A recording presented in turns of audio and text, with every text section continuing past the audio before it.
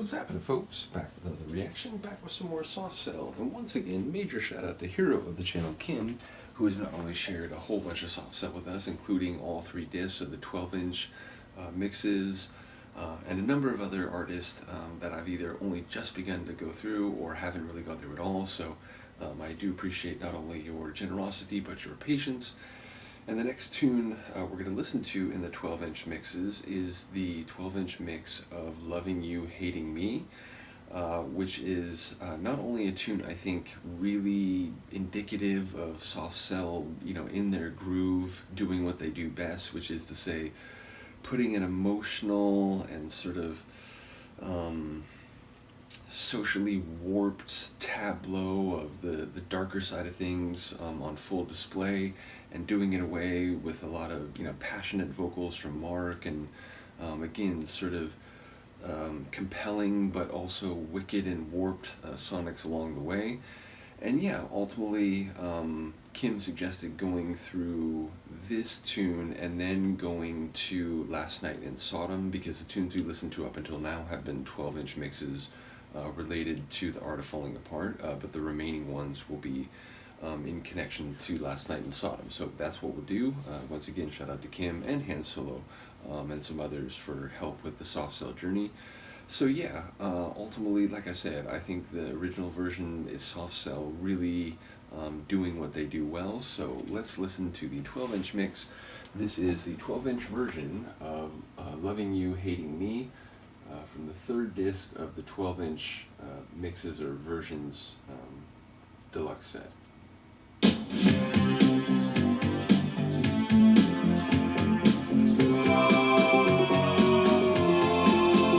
Different opening, yeah.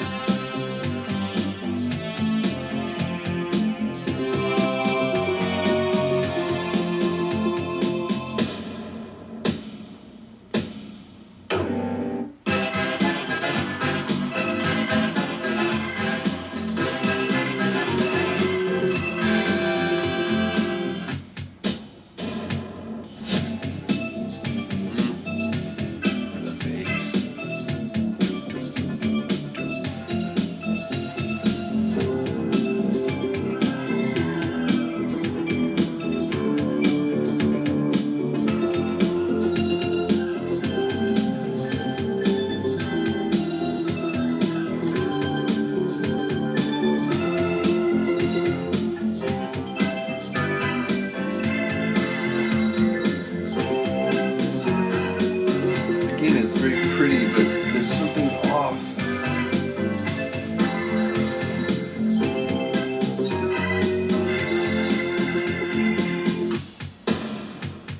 We've hit those debts again, playing black games again, blackmail lies, and the narrowing of eyes. Play those games again, you hold the reins again, but then I turn the card, and I hit hard. Loving you, hating me. It's the other side of love. It's the side that you don't want to see. Shaking your head that Synth pop way. vampire vocalist. He's so dramatic. Like Count Mark Dracula. A pain that pulls apart. I'm breaking. Love that rolling bass. You're breaking hearts again. I Pretend to despise when there's love in your eyes.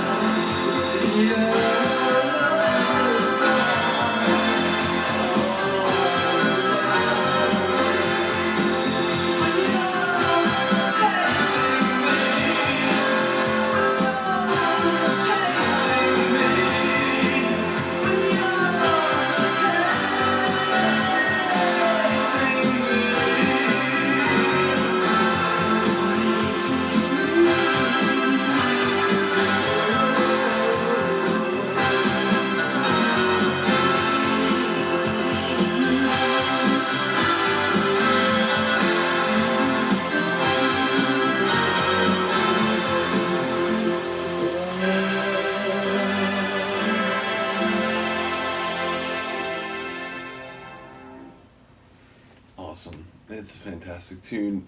Admittedly, like, I'm not sure of all the ways. I know the sequencing was different. I know some of those flares, and I think like overall that those transitional moments where again it sounded like someone like jumping a crossfader between different bits and different tracks. I feel like some of that was different from the studio version, but admittedly in the moment I wasn't sure exactly like all the different departures, because I was just sort of keyed in on the narrative. I was keyed in on the vocal delivery, as I was saying. It's like whether I was comparing him to Count Dracula or the Phantom of the Opera.